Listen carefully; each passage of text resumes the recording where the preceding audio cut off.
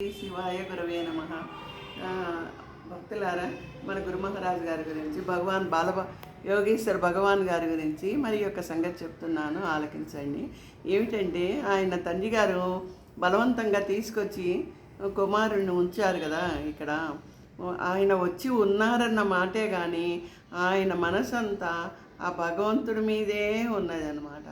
ఆయన పడుకున్నా కూర్చున్నా ఓ బాలయోగేశ్వర్ ఎక్కడున్నావు, రా, నేనున్నాను, నా దగ్గరికి రా అని చెప్పేసి ఆయన పిలుస్తున్నట్టుగా వినిపించేటప్పటికీ ఎలాగైనా సరే నేను ఆ శివుణ్ణి కనుగొనాలి అని చెప్పి ఈయనకి ఇంకా మరింత పట్టుదల పెరిగిందనమాట.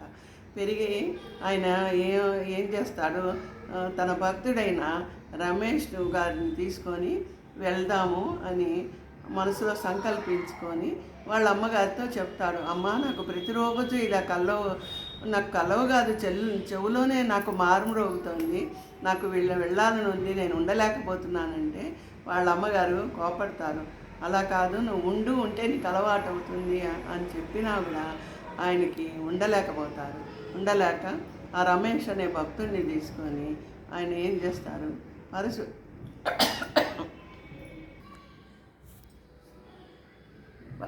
బాలయోగేశ్వర భగవాన్ గారి అమ్మగారు ప్రతిరోజు ఆయన్ని కోపడుతూనే ఉంటుంది, వెళ్ళొద్దు అని.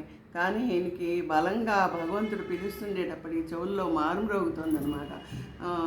ఆ శివుడు పిలుస్తున్నట్టు తను ఇక్కడ ఉండలేకపోయి, ఏంటి భక్తురాలు ఉన్నది కదా సక్కుబాయి, ఆవిడ పరవశించిపోయి అలా పండరీపురం వెళ్ళిపోయినట్టు, ఆ పండరినాథుడు పిలుస్తుంటే ఆ పండరీపురం వెళ్ళిపోయినట్టు, మైమర్చి వెళ్ళిపోయినట్టుగా ఈయన అలా వాళ్ళ అమ్మగారికి నాన్నగారికి చెప్పకుండా ఆ రమేష్ అనే భక్తుడిని వెంట తీసుకొని బయలుదేరుతారు.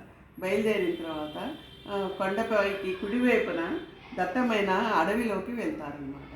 వెళ్తూ ఉండగా మళ్ళీ ఈ ముసలివాడు చూడనే చూసి, ఎక్కడికి వెళ్తున్నావు బాలా, మీ నాన్నగారితో చెప్తానని చకచకా పోయి ఆయన్ని గట్టిగా పట్టుకుంటారు.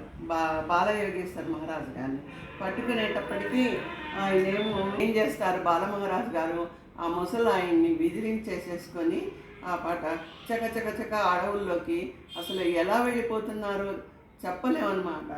అదేంటి, ఒక సముద్రము ఉవ్వెత్తున ఎగిరి ఎంత స్పీడ్గా పోతుందో అలా ఆయనకి తెలియకుండానే ఆ శివుడి మహత్యము ఆయనలో శక్తి ప్రవేశించి కంటికి కనిపించకుండా ఆయన వెళ్ళిపోయారన్నమాట.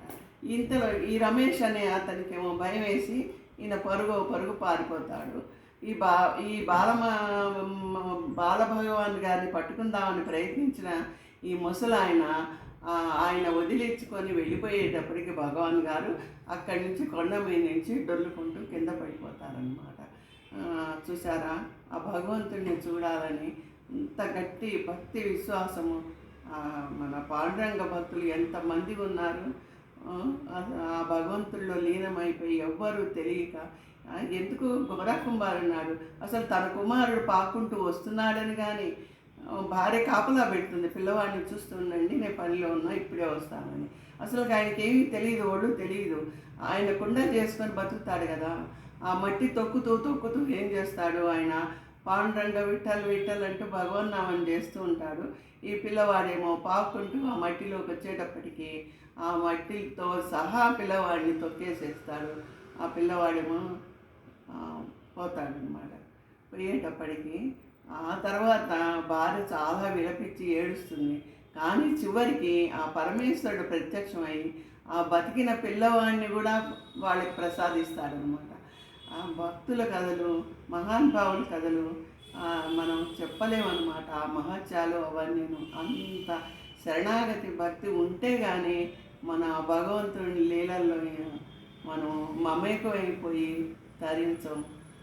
మన బాలభగవాన్ గారి ఆయన జీవితంలో జరిగిన ఈ చరిత్రలు ఇవన్నీ వింటుంటే మన మనసు అంతా అమృతంలా ఆనందంగా మారిపోదా భక్తులారా? మీరందరూ అలాగే ఉండాలని నా కోరిక. హర హర మహాదేవ్, మీ విజయ బ్రహ్మ.